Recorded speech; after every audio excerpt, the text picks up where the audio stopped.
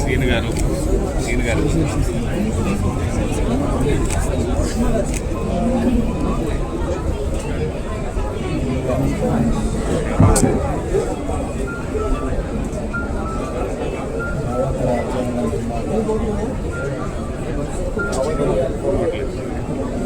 BR Ambedkar గారు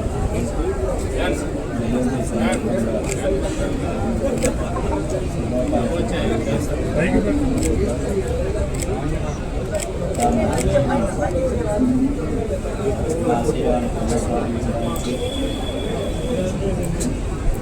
ఆయన స్ఫూర్తి కొనసాగించడానికి బీసీవై పార్టీ కృషి చేస్తుందని మరీ ముఖ్యంగా ఆంధ్రప్రదేశ్ రాష్ట్రంలో ఆ మహనీయుడు రచించిన భారత రాజ్యాంగాన్ని అమలు చేయడానికి బీసీవై పార్టీ కృషి చేస్తుందని తెలియజేస్తూ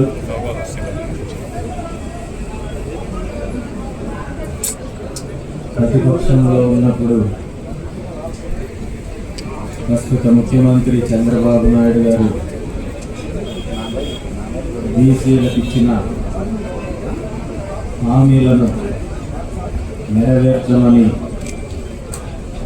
అనేక రకాలుగా పోరాటం చేస్తున్నా స్పందించకుండా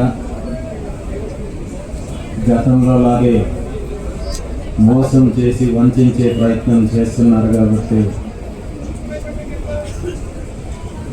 గత 11వ తేదీన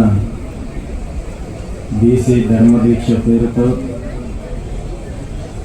5 ప్రధాన డిమాండ్లను ప్రభుత్వం ముందుంచి నిరాహార దీక్షకు కూర్చున్నాను. దీక్ష మొదలయ్యి ఈరోజు 4వ రోజు అయినప్పటికీ ప్రభుత్వం నుండి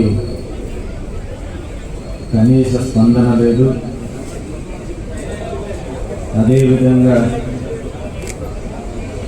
బీసీలకు సంబంధించిన న్యాయపరమైన డిమాండ్లను పరిష్కారం కోసం చేస్తున్న ఈ పోరాటానికి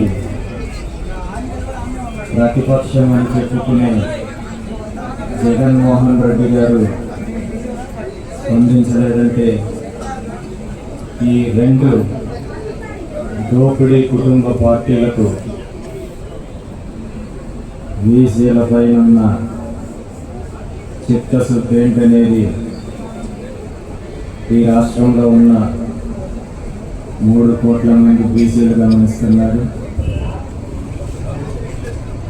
ఈరోజు రాష్ట్రంలో ఉన్నది కూటమి ప్రభుత్వం కాదు, చంద్రబాబు నాయుడు అనే ఒక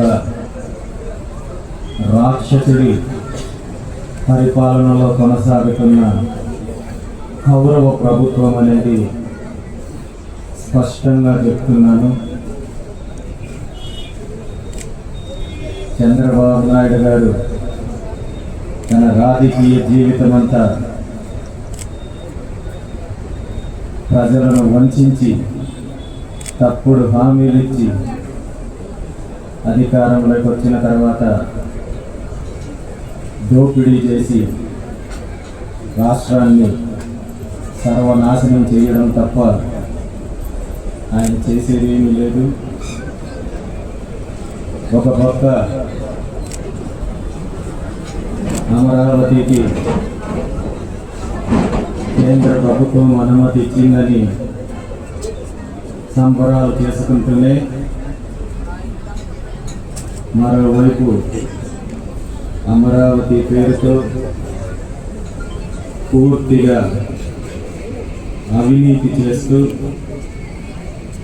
అమరావతి ప్రాంతాన్ని, అమరావతి రాజధానిని తన కుటుంబానికి సంబంధించిన హెరిటేజ్ సంస్థలాగా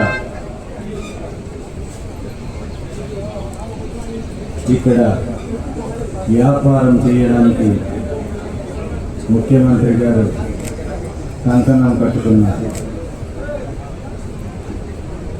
చంద్రబాబు నాయుడు గారు గతంలో ఒక మాట అన్నారు, ఏపీ అంటే ఏ అంటే అమరావతి, పి అంటే పోలవరం అని. అంటే ఇది ప్రజల దృష్టిలో అమరావతి అభివృద్ధి